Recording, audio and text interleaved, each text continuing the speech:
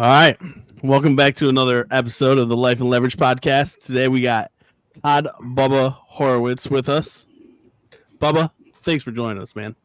It's great to be with you guys. How could I better spend my time than hanging out with you and Randall?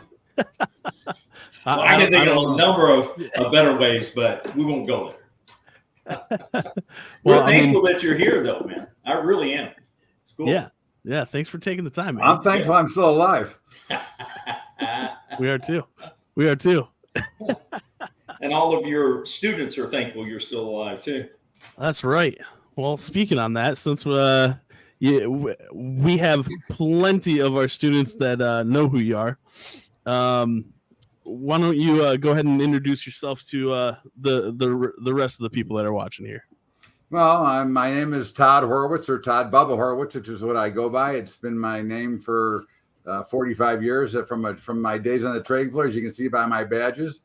I've been trading for 45 years, 35 of those years on the trading floor, trading myself. I've only traded my own money my entire life. I've never taken anybody else's money to trade with. There ain't nothing like trading. If you can understand it, you have the discipline to walk away when things are not going well or when they're quiet as they are now. And we've developed a lot of great programs, including a high school education program, which we're trying to put together. So we're real big on education because there's so much stuff out there that does not educate people, and it gives them a lot of bad information. I think it's really important that they learn how the markets actually really function instead of the BS that they hear from others out there. How long did it take you to, because it's a big changing on or trading on the floor to trading on a computer, at home, right? It's a completely different game. How long ago did you make that transition, and how did that go for you? Well, I was able to make it gradually. It wasn't easy. Okay. As a floor trader, you're trading order flow, you're trading paper, you're scalping the market back and forth. When I first started, we used to trade in fractions. So if you could convert fractions faster than anybody else on a spread, you had a better chance of getting the order. Okay. But I kind of gradually came off the floor. So I got used to trading on a machine, but it's still harder to trade in the machine because the typical reaction for me, I see a move and I know it should be faded, but because I don't get the same edge on a machine that I got on the trading floor, I have to reevaluate and look for bigger winners and longer runners versus scalping in and out of the market when I'm trading on the trading floor. There was a statement that you just made that I don't think a lot of people understand, and that is fading in to a trade. Do you mind elaborating on that? No, I don't mind. I don't mind at all. I think if you look at some of the moves in different products and different time frames, you see patterns sometimes that are so extended, either up or down, and it doesn't matter. We don't care, right? We trade live every morning with my members, and we trade what is called the blow-off pattern. And that is typically, it's an emotional trade when one side of the market is either panicking, selling, or chasing the market up because of FOMO. And whichever way they're going, we're going the opposite way. And we're going to sell into them. We're going to fade their move because they're trading off of emotion, not what's really happening in the marketplace itself. And that's a trade that we look for, and it works very well whether you're trading on a 4-minute chart, a 20-minute chart, a daily chart, because that pattern appears all the time. And again, You can go back and look at a couple of trades, even in SMCI, which is a stock that was crazy that we were selling into because the panic was chasing it up. GameStop the last couple of days. I'm not telling you, obviously you have to have a way to put that trade on safely where you have a limited amount of risk, because you obviously cannot open yourself to massive risk. So you have to be able to understand the kind of trade you're going to use. But GameStop has been just an absolute home run for us because we were set for the right position and then knew what to do with it once it happened. Cool. You're taking options trades on those. Option trades on those, yeah. I mean, I do the same on futures as well. But if I'm looking for a trade in an equity, I want to set up some sort of an option trade that I can get the most amount of benefit. And of course, I don't want to pay all the time premium that goes along with options. So we know how to do and get around that factor. And we know how to take advantage of that premium and take advantage of the market that we can. And there's a lot of little tricks of the trade that after 45 years, you would hope that I know some of them. I would hope so. We know you do. We see it each and every day. We see it each week, right? Yes, we do. And these you crush trades it, man. you put out. Yeah. Your results are very real, and we all know that they're not indicative of the future, but I mean you do very well. I make no promises to anybody about results. I can't. Right.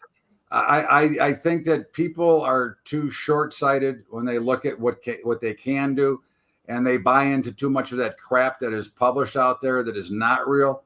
And I think that you have to understand that your education and learning how the markets work will always give you a better advantage. And know that there are drawdowns. Every day is not Christmas, and there's nobody standing on the street corner handing out $100 bills. I wish they were. Very well said. I get no line for them. Shit. You lost them? Well, you'll need them for toilet paper pretty soon. That's about what they're worth these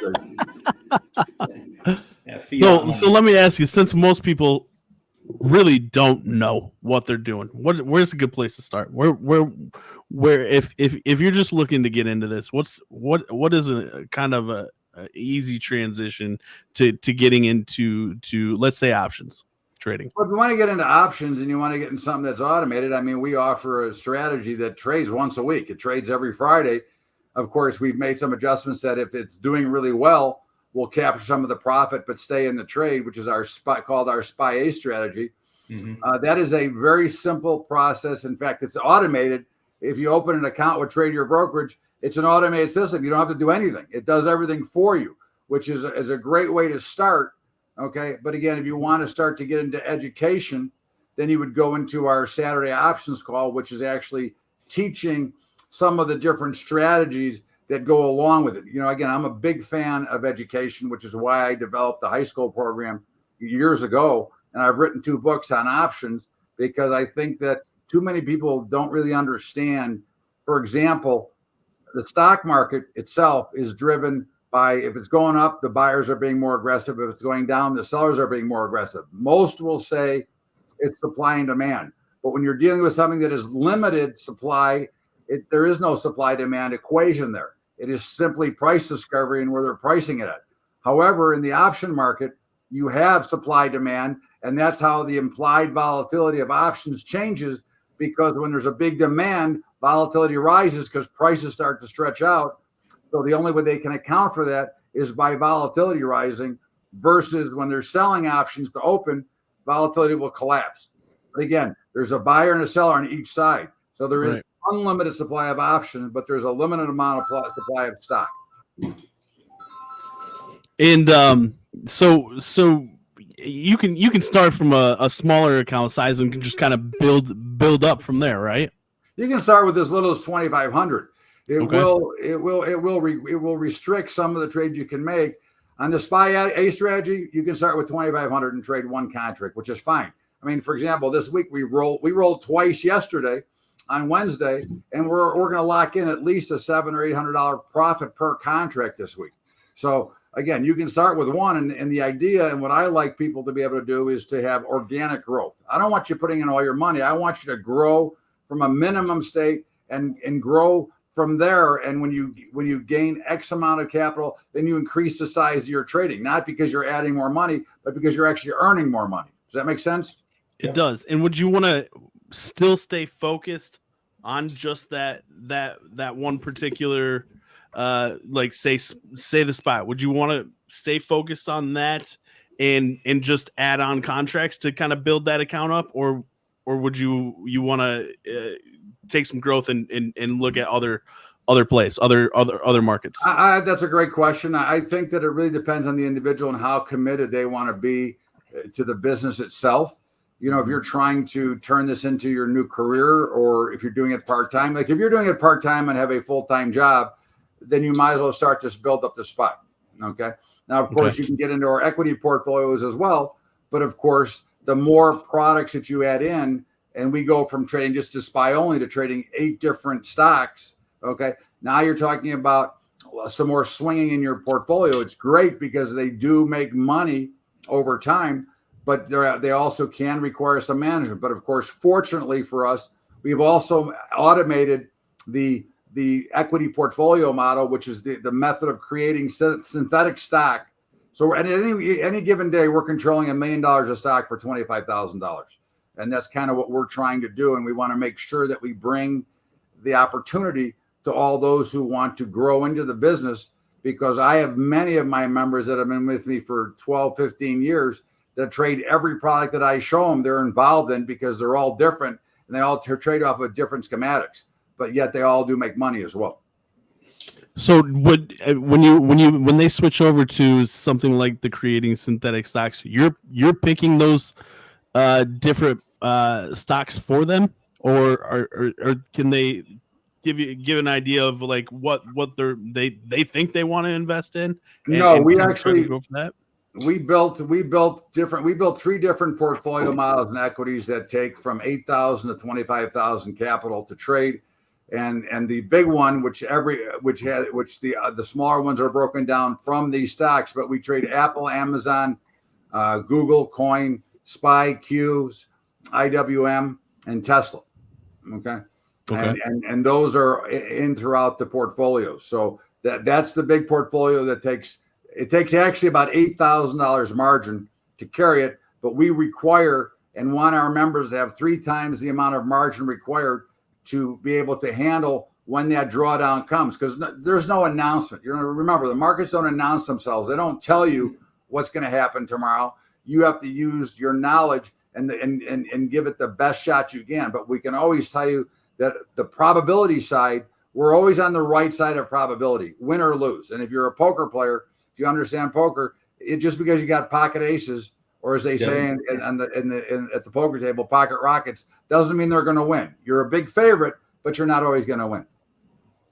Absolutely. And see, that's the beauty of this synthetics. That, in my opinion, I mean, you're building a portfolio, and you don't care which direction the market is going. It can be going up. You're going to be adding or taking off profits. If it's going down, you're going to be adding or taking off profits to any position that you're in.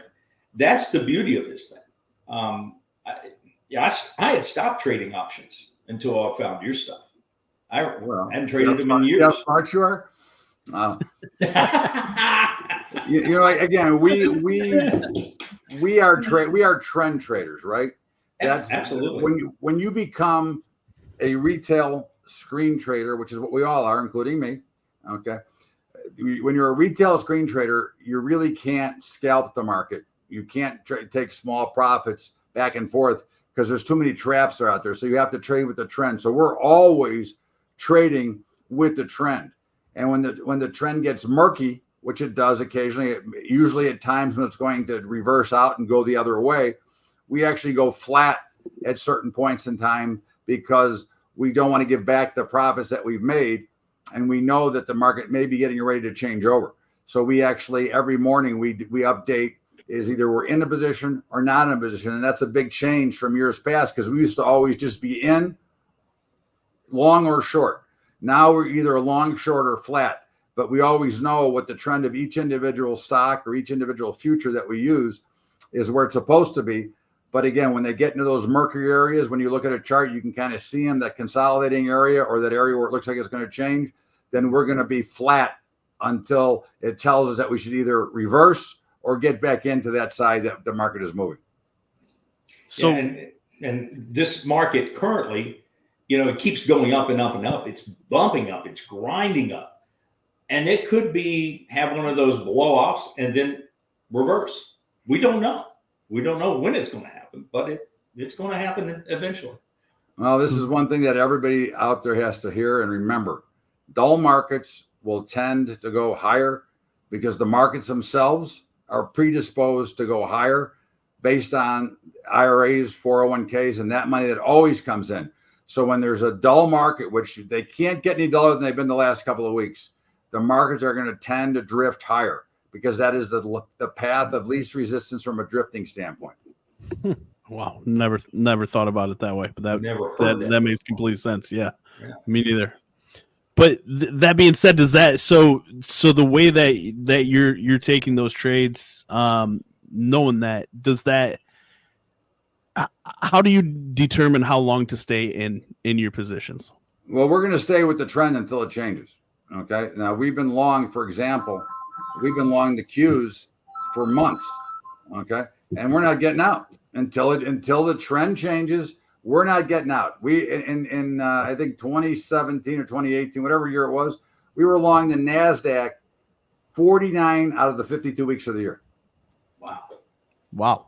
Again, I don't know when it's going to change. I have a proprietary algorithm that determines the trend of the market. I certainly can see it, but we're going to stay in until that trend changes, because again, I can't predict the top. You can't predict the top. I can't predict the bottom. You can't predict the bottom.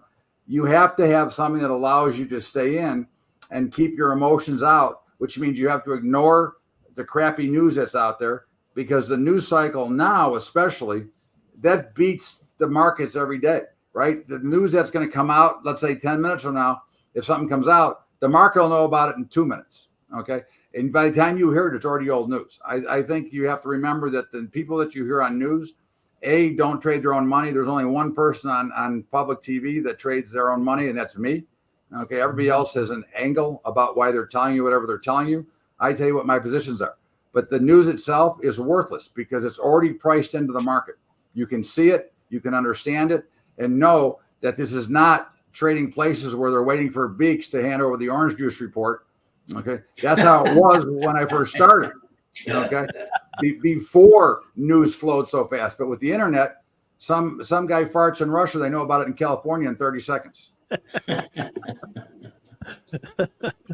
Absolutely. Now, well, that being said, how do you protect yourself? How do you protect yourself on when you're building up a portfolio and trying to do the right things, make the right moves? I think everybody should hedge their portfolios. I mean, we teach people how to hedge their portfolios. I mean, I am, for example, never out. I am always net long markets. All right. Because again, let's face one fact. The stock market has gone up 8.5% year over year since the beginning of time, and 10% year over year since 1950. Okay. So why would you ever want to be out? Timing the market is a fool's errand. Okay. It is time in the market, not timing the market. So what I want to be able to do is be able to stay in the market. And we designed, it was a model that we actually used on the trading floor back when I was on the trading floor, where we would do positions around positions to protect the profit and still giving an opportunity to make more money. Okay. And that is what we created now for a longer term version, and for portfolios, whether you have ETFs or whether you have mutual funds, whatever you have, we can hedge that down to a mathematical certainty. Okay. And we can give you you will know exactly your risk at any given time, the max amount of risk. But what our real key here is that we want to compound that portfolio. So not only do you want to stay in for everything, you want to be able to add to that position when it's adversely affecting you. And our hedging software and our hedging model, when the markets go down, it actually buys more stock as it goes down with money that you made by hedging it itself. And then it hedges out and creates a new basis. Then when you get a rally back up, which inevitably happens, it will roll the hedge back up and lock you back in at a higher basis with more shares than you started with. And that's the key. Makes sense. Compounding your portfolio is the key to wealth in the future. So with this hedging that you're talking about, let's say somebody decides to purchase your hedging product. Do you help them decide which markets to get into? Let's say that they're heavy into pharmaceuticals. Do we have things that will help them protect that asset? We can protect any asset easily. Okay. And in fact, it's a funny story, which I do tell often. We've all heard of Larry Page, who was the CEO of Google. Okay. Yep. And he sold off a bunch of his Google stock years and years ago. And everybody was worried, Google's in trouble. And he said, no, Google is too big of my overall net worth. It carries too much weight. And I said, hey, if he'd listened to me, he could have kept it all and hedged it all, because you could, in theory, buy one stock, hedge that one stock, and keep that one stock and always know the exact amount of risk that you're taking. So we actually teach the option model because we're using the derivatives against your portfolio. And if you have mutual funds, obviously we have to what they call beta weight, which is create a weight. And every mutual fund that is out there is directly correlated to an index, whether it be the S&P, the NASDAQ, or the Russell. We eliminate the Dow because the S&P and the Dow are the exact same thing, basically. So we don't care about the Dow because it's 30 stocks and it really isn't worth it. So we use the S&P, we use the NASDAQ, and we use the Russell to hedge. And if you have stocks that have weekly options that are liquid like Apple, you hedge it right to itself because it's even a cleaner hedge. Google, you hedge it right to yourself. I mean, I've got probably 40 stocks that are hedged directly to themselves. And of course, I've got a lot of mutual funds that have to be beta weighted so that I hedge those to dollars. And it works, and it gives me, again, a mathematical certainty of what my exposure is. So ideally, when you're getting into your hedging program, would you be better off having a wide array of stocks that you're already currently working with? Yeah, we can. I don't want to. I never encourage anybody to sell anything. Okay, yeah. Whatever you own, if you're happy with what you own, that's great. Okay, if you want to change, I will give you stock. I will show you my own portfolio. Okay, because I can't really make recommendations. It's really not allowed. But I will tell you what I would do in the same situation. Okay, and of course, there's no reason to sell. I once had a member that had about $3 million. He didn't own 50 shares of any stock, but he had $3 million worth of stock. Okay. So wow. He had that many holdings? What's that? He had that many holdings? Yes. He had pages and pages of 30 shares, 50 shares, 40 shares, 20 shares, $3 million. Again, I don't want you to do anything but learn how to protect what you got. If you don't like what you got, then you would change it. And again, basically, my standard comments to anybody is you never sell a stock that you own unless something has fundamentally changed to that stock for the reason you bought it. And the biggest example is General Electric. General Electric was, one of the big darlings before the last collapse, and then it became a piece of crap and is now worthless, basically. Although they've resplit it and tried to redesign it, but it's really not what it was. So that would be one that I would exit from my portfolio and put something else in to replace it. But whatever you want to buy, it doesn't matter to me. They all work. They can all be hedged because they can either be hedged as a single against itself, or they can be hedged against an index as a group. So either way, you're safe and you're protected, which is all you're trying to do when you get this done. So if you come in though, and you're just starting out, and you don't have a certain amount of stocks that you're trading or looking at, to get into your hedging program, would you then just start them out with a certain amount of stocks for them to add to their portfolio, and then learn how to hedge those individual equities? I mean, if somebody's got no stock and they're coming in, they want to trade, I would talk about stocks that are good, but I would also say that one of the greatest way to pick stocks is look at products that you use. Okay. Look at things, Starbucks, for example. I mean, Starbucks is a behemoth now, but when it first came out, if you were a Starbucks fan and they were making money, you might have bought Starbucks. Any products that you're using that you like, okay, would be a good start of stocks to look at to potentially buy. And I will talk about a lot of stocks, as you know, every Monday night. I talk about 30 or 40 different stocks, plus whatever the members want to know as well. Again, to me, it's up to the individual. What do you want to own? Some people have are against tobacco, so they don't want to own a Philip Morris or an Altria, right? Right. Okay, that's okay with me. Whatever you want. So people pick their own. I do talk about a lot of stocks, and I will certainly give anybody some stocks that I like, because I always do. But again, I don't care what they trade, whatever they're trading, whatever they're putting into their portfolio, they can do it by their choice, or they can ask me for what I think and what I would do. But it's a real basic model. And I think the simplest way to always start is to look at what you're using and what you're happy with, because it's probably a pretty good company if you're using their product and you like it. Very true. So let's talk a little bit about that. So like I had I had to do this thing in my first year in college, and it was just pick stocks, and basically everybody just picked what they were using, kind of like you just said, right? My thing was Netflix back then, right? And Netflix obviously blew up and stuff like that. Now when I think about that, I'm like, well, it's too late, right? It's too late. Netflix is already huge, right? So what are your thoughts on that? Like, if you want to pick something that you used, like, is it too late? Did I miss the boat or what? You always miss the boat, but no, it's never too late. Yeah. Okay.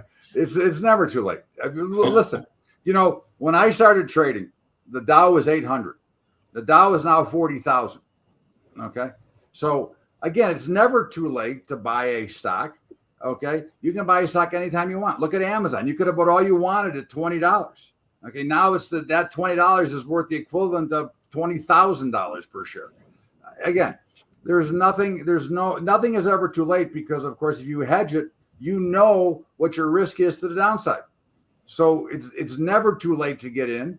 It's never too late to buy something, because again, if we go by the simple statistics that the markets are going to go up 8.5% year over year, not every year, but year over year, the average is going to be 8.5%.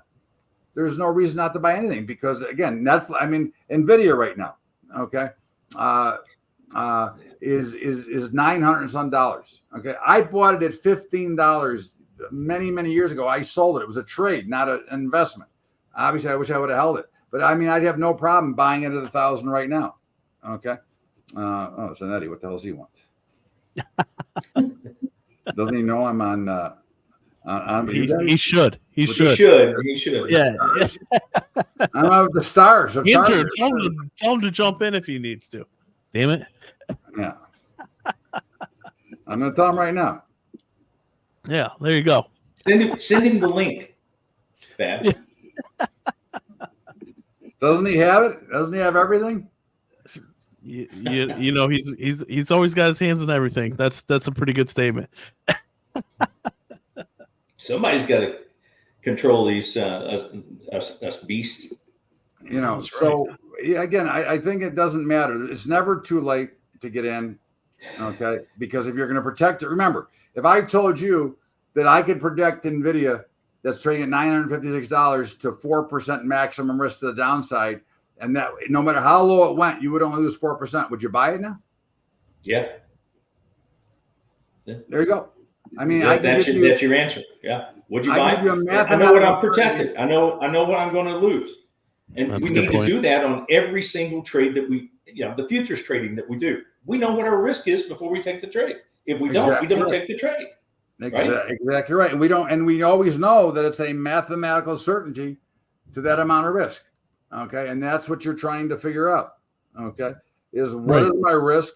How can I stay in? Because again, the key to investing, not trading, but the key to investing is the ability to stay in the market and not get out. That's the only way that you can compound. And we've all heard these stories of people that were, let's say, maintenance workers. I don't want to call them janitors because God forbid I shouldn't be politically correct. Maintenance workers, okay, but never made more than $25,000 or $30,000 a year. And when they died, they left $5 million to their cat. How did they get $5 million? They left their money in the market and they never sold out. And the compounding effect of 8.5% year over year, if you know what the rule of 72 is, that means every 9 years your portfolio doubles. Well, if you increase the portfolio, it starts to double faster. It becomes a geometric progression if you allow it to work for you instead of trying to time the market, which too many people try to do. So ideally, start out with just one. Get in there, start to build that up. Something like the SPY, like you said. The best thing to start out with is a SPY A. It's simple, it's automated. Yeah. It's a great program. It's one trade. You don't have to do it. You don't even have to know how to do it. You can be working full time. It'll be done for you. Okay. The Saturday call is great for education. The equity portfolios are great for education, and the hedging is great for education. In fact, the hedging, okay, you'll learn more about options in the hedging, and you will know more than 95% of the option trading world when you finish the hedging course, because 95% of the option world doesn't know jack. Okay, they don't understand any of this stuff. Yet all these services probably promise billions when they can't make that kind of money. They don't make that kind of money. And it's just ridiculous that they trap enough people that come running that with no education. And of course, we all know the story. They give you some kind of a stock that has no liquidity. So it goes in their favor. They say that they bought it and they made a lot of money. If it goes against them, they say it wasn't liquid enough, I couldn't get in. It happens in sports betting. It happens in anywhere there's money. You got con guys, con men. And that's what happens all the time. It's unfortunate. They're everywhere, though, right? Yeah, well, that's what makes Target and Bubba so good, because we believe in education. We don't send out stuff and making false promises that you can never achieve. Okay. We tell you like it is. And I think that's the important thing that everybody has to understand, is that anybody who promises you, and Randall, you've heard me do this before. If you're here with 5,000, you think you're going to make 50,000 tomorrow, you're in the wrong place, because you're not going to do it. Okay. It's silly to think that you can make those kind of returns. Okay. Trading is a growth business that you grow by making money, increasing your size, making money, increasing your size, and managing your risk. The same for hedging, the same with everything. The difference is a lot of the products that we have are self-managing. The hedging is self-managing. Okay. Once you get it set up, it does all the trading for you if you want to. It has the ability to do all the trading. The equity portfolios do all the trading for you. Okay. The SPY does all the trading for you. Out of everything I do, the only thing that takes your input in your trading is the Saturday call stuff, because we do a lot of sophisticated trades that all you have to do is do the rolls. I'll give you the trades and tell you what to do. You just have to execute them. And of course, my day trading futures every morning. Those are things you got to work at. But if you're busy and you've got a job, or you don't want to sit here all day, then you got these products that can all be automated and take care of everything for you without you. All you have to do is watch and see how you're doing. Which I think is huge. I don't think there's anybody else that is that, to my knowledge, and correct me if I'm wrong. I don't. For years, all you've ever seen is signal services, or just follow this stock. We'll tell you where to get in, where to get out, that kind of thing, right? Yeah. But the hardest thing about that was, if they tell you to get in at this time, at this date, it's too late, right? So then, as to like Patrick's method, he calls out the areas the night before, and then teaches you the trades to take off of that, right? So that's a good way to do it. But with yours, the key word, yeah, he teaches you how to do it. Okay. Yes, we want you to know how to do it. Okay. We're not interested. You guys all came from an area that wasn't so kosher, right? Correct. That's not what we're trying to do. We want the people to understand and be educated, so they have an understanding that when things do go adverse, and they will, that it's okay, because the probability switches to stronger in our favor if you get an adverse situation. Because again, if you're playing true probability, remember, trading is like a game. Okay. No different than gin, poker, backgammon, and bridge, because those are 4 mathematical games. The trading world is nothing but a big geometric progression. And if you understand how to draw a triangle or a rectangle or a square, you'll be able to read what we're talking about. And so for somebody getting into this thing that you have no stocks, okay? What a great way to build up your account size with $2,500 in an account sitting there, and you do the SPY. And can you do it manually? Sure, you can, if you don't want to sign up with Tradier. But all it is buying a call or buying a put. That's it. It's that simple. And you go based upon the recommendations of Bubba, and you place the trade and you let it go. You try to take all emotions out of it. Emotions destroy us. It destroyed me early on in my career trying to be a trader. We get too emotionally attached to this. You can't do that. You just gotta let it go. I'm sorry, go ahead. If it goes in your favor, it goes in your favor. If it doesn't, you know what your risk is. So you can't bitch if it goes against you. Go ahead, Bubba. There's an old floor trader saying, okay, if you can see their tonsils, Give them whatever they want because they're wrong. Okay. And that's what we're basing a lot of our stuff off of is we can see their tonsils. We know they're screaming bloody murder. Price and time are irregardless. And again, this is how the markets function and understanding that, which very few understand. And you'd be surprised. I mean, we've actually had 4 people that went through our training that got hired by Goldman Sachs to be their derivatives traders because they knew more about derivatives than their Goldman Sachs traders knew. That's awesome. I think let's just repeat that again. There was 4 people that got through your program and were hired as the main traders for the derivative program at Goldman Sachs. That is correct. That's pretty amazing. Pretty amazing indeed. That is very amazing. But folks, this stuff, it's not rocket science. Now, the derivatives and hedging and doing, is it some of that complicated stuff? Yeah, but the SPY-A, if you go with the SPY-A, it is the most simplest method that you can use. And you're not going to win every trade. You're not. But if you do it, you will see that this stuff really, really works. It's just like with the futures program that we have. If you follow the method, it works. Only Randall makes money every trade. I don't. But what?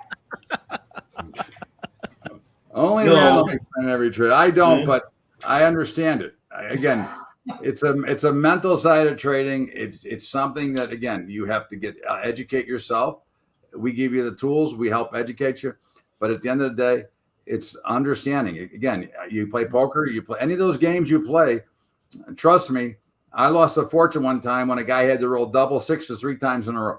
Okay. The probability of that is astronomical, but anything can happen. But as long as you're always placing yourself on the right side of the probability curve, you're always the favorite. Win or lose, you're always the favorite, which is all you can do is set yourself up for success. You become the house. You're trading like the house does. That's what you're trying to do. That's right. Well, then if you can have the house trade for you though, and just have it done for you by Todd, himself.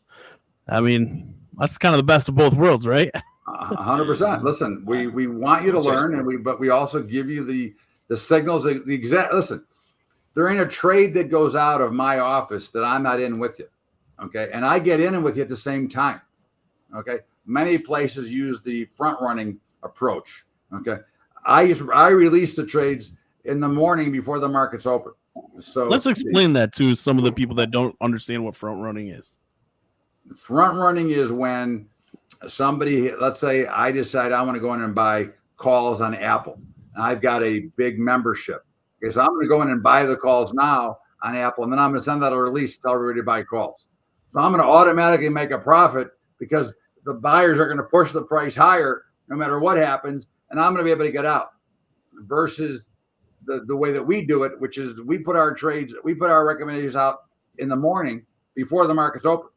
So we're all in the same boat. We enter the order in the queue and we get played and we buy it or sell it, whatever we're doing.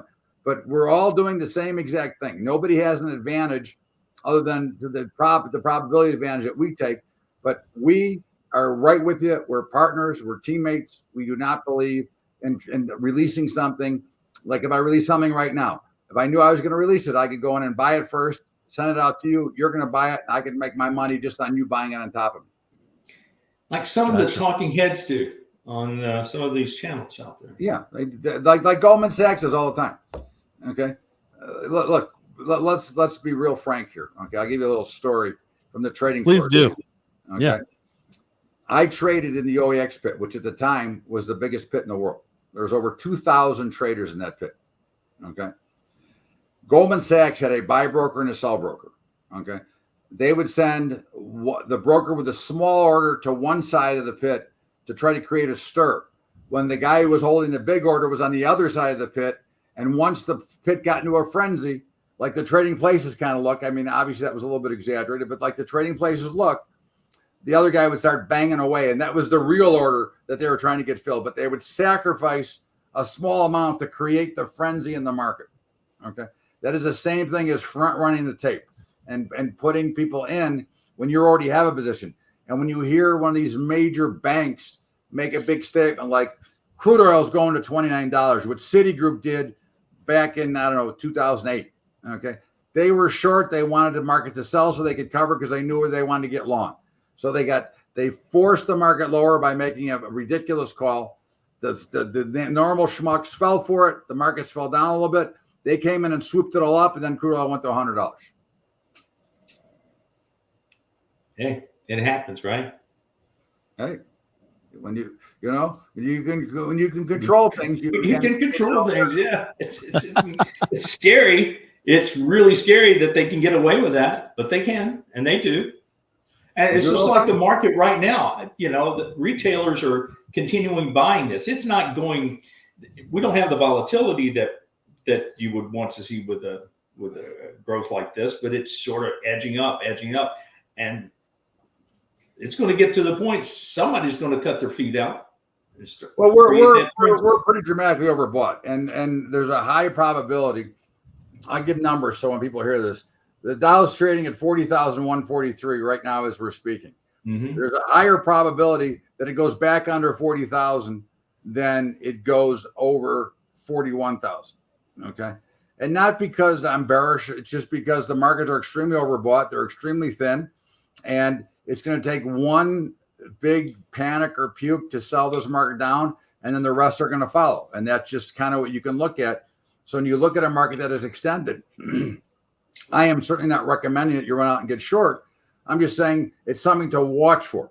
Okay. It's something to understand that we're extremely in overbought conditions and very thin markets, which means that there's a greater chance for a dip down here. And the dip will be fairly substantial. Doesn't mean we're going down. It just means that the next trade, and for the health of the market, to be honest with you, the markets need a pullback if they're going to continue to go higher because they're unhealthy the way they're trading right now from a investing standpoint because they're too far extended. Can't be sustained. So how do you get ready for something like that, Bubba? Well, I mean, our stuff, we're already ready for it, right? We're already naturally ready for what's going to happen. But if I'm an independent and I want to participate, and I'll tell you exactly what I did today. I sold some call spreads today, some option call spreads and options that expired today. They have those, what they call the 0 DTE, 0 days to expiration options. Okay. So I sold some spreads this morning. I'm taking $60 worth of risk to make $40. Okay. And however many times I did that. But to me, it doesn't mean the markets don't have to go down. I've got a little bit of a room. They can still rally a little bit. I can still make all the money. And then I've got 40 cents cushion before I start to lose money. Okay. But I'm playing it that way because I don't want to take a lot of risk and I don't want to get negative or bearish the market out here. Although I believe that there's going to be a pullback. There's no reason for me to make that statement here because again, the underlying trend is still higher, but I'm trying to play this overbought move. So I am trying to take some premium out of the market, knowing that at worst, the market should go sideways. And I would suspect here, I'll give you another number, 41.91, which is the high of the day. I'm going to say to you here live that the highs for the day are in. It is 5/16/24. 5/16/24 in France. 1:17 p.m. Eastern time. And 10:17 Pacific time, which is where I'm at. And 7:17 p.m. my time over here in France. So we've got all the time zones covered. But I say the highs are in for the day. Now, am I right? I don't know, but the probability says that I am. So that's all I can play. Just looking at the our tick charts in the ES right now, I would say that you're right. Could it change on a dime and go above 53.49? It could, but go anywhere. Hey, listen, There's nothing in certain. Okay. But if you put a gun to my head right now and said, make a trade, I'm selling it. I'm not buying it for today, not for the future. And you have to buy it at the spot that's good. You just don't want to throw money out there. I just don't want to. Listen, to me at this point, from a trading standpoint, again, we're not talking about investment from a pure trading standpoint. Now we're long, right? So our positions are all benefiting from what's happening in the market right now. Okay. But for me as a trader, looking at my screens, I'm going, there's a greater probability that there will be a pullback, or at least they won't make new highs. And if they don't make new highs, I'm going to make the money that I sold. Okay. I'm going to make all the credit that I sold if we don't make new highs today. It's a win-win. No, that Smart way to play it. You could. Again, you could. You know what your losses could be too. You know, and you're willing to accept that. You're so long term on your investments, and you have such a diverse amount of things that you look at for the long term. But then also, is futures mainly your short term plays? Futures are by far the best short-term day trading vehicle because they're taxed at a better rate. They're taxed under 1256 income. Okay, number one. Number two, they're far more liquid. Number three, you're giving up much less of an edge to trade. It's too hard to trade options on a short-term basis. Plus the fact, if you want to day trade options, you got to have an account of over 25,000 versus you want to day trade futures, you can trade with 2,500. So it's a big difference on the amount of leverage you can create and how you can trade them. Okay. Right. So I don't day trade options. I mean, I am, in theory, I'm day trading the spreads I sold, but I'm looking for them to expire. I'm not looking to make another trade there. Okay. Right. Mm-hmm. But I wouldn't trade back and forth out of those. If I put those trades on, I'm either going to hit it all or I'm going to lose it all or somewhere in between. I am not touching them unless I need to at the end of the day. Cool. Absolutely. Before I get you out of here, and again, thank you for taking all this time. What is your best advice for somebody right now looking to get started? Best advice. My best advice is to learn discipline, learn to understand how the markets work, learn to read the charts, okay, because the charts are a roadmap, as are the tick charts and as are the levels that Patrick puts out. Those are roadmaps, okay? Sometimes you make a wrong turn, but if you put yourself in a position to be successful, then you will have the opportunity to do just that. Unfortunately, too many are too busy listening to the news or reading the Wall Street Journal or Barron's, and I can tell you this, in 45 years, I've never read a Wall Street Journal, nor have I read Barron's, okay? I don't believe in the news. The news is garbage. I can see the action right here in the chart as we are sitting here talking. I can tell you, and look what's happening. If you're watching, the indexes are getting hammered right now. They just totally turned over. Yeah. You see that, Randall? I do. I'm seeing it. Yeah, they turned over. Yep. Now, it doesn't mean that that's it, that they're going down from here, but they certainly have sold off pretty hard from where here. I mean, the Dow is sold off since I gave you a price. It sold off 60 ticks. And the NASDAQ's back at where it closed Previous yesterday. Previous contract high. Yeah, and so previous is the ES. So, and it's pulled back since when I first made that statement. It's pulled, and the ES is pulled back quite. Look at them now; they're going straight down. Look at them! Look at them get hammered. Now here, I'm going to tell you right now. Here, mark the time. It's 1:22 Eastern time. I'll bet you that either there's news that just came out, or there's news pending, and based on the time of day, it has to be some Fed imbecile that said something about interest rates that is causing this market to break as hard as it is right now. That's a big break. That's already in the market. If you wait till you hear it on TV or read about it, it's already too late. They've already said it. The markets have already reacted to it. But they've got to digest. Wait, they've got to digest this information, right? They're a bunch of morons. I'll say it. I don't care. Yeah, the ES fell from 53.42 to 53.31. Here we got NASDAQ right. I got NASDAQ right here. Yeah, look at that. Yeah. They're getting waxed. Now they may come back. Yeah, but they could. But my positions look pretty good right now.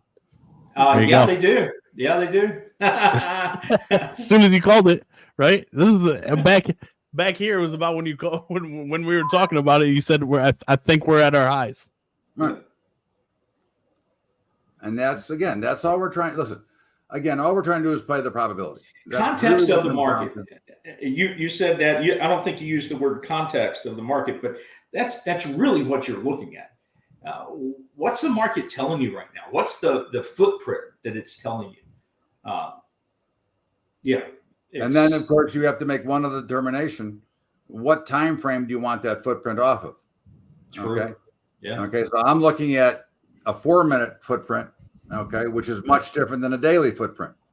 They both work, but if I'm trading off of a 4-minute, okay, all I'm doing is reducing the amount of risk and exposure that I'm taking, okay, because again, that's just the nature of the time frame. But all markets, there's a thing called universal price. All charts are the same. All patterns repeat themselves.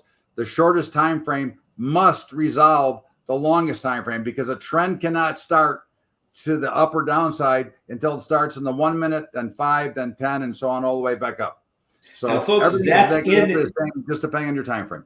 That's in Bubba's book. Yes, it is. Yeah. You know why? Because I read them, and I read them both twice. So I know what he's talking about. That's a tough read, man. Jesus, I had trouble writing. So you're the one. It's like a textbook. It was a great price point. You never did get me the signed copy, though. Well, I got it for you. I just got to get back to Chicago to get a hard copy. You got it. You'll get it. You know, wait till my TV show comes out. Okay. I'm trying to get Zanetti I got a manuscript I wrote called The Pit. Okay. TV. Let's do it. That may be a good sitcom, dude. That really may be. You want to read that too? Oh yeah. Yeah. Send it to me. I'll read it. I'll send you that script too. Read it. Let's make him put it out on YouTube. I'll do it with you. Hey, it's got all the badges, Pitt and Doll. Those are the two of the characters. Oh, I love it. I love it, man. Oh, that is too cool. What are the names of your books? I'll put them in the links below for everybody to be able to watch when they see it. Bubba's Guide to Trading Options and Bubba's Guide to Trading Weekly Options. Perfect. I'll put the links down below. If anybody wants, I will send anybody a free PDF file of Bubba's Guide to Trading Options. All you got to do is send an email in to you or to me, and we'll send them a PDF file of that book. Perfect. You heard it from the man himself. We're going to have all the links from everything discussed here down below. If you want to take advantage of Bubba's program and the auto traders that come along with them, we'll have everything linked below.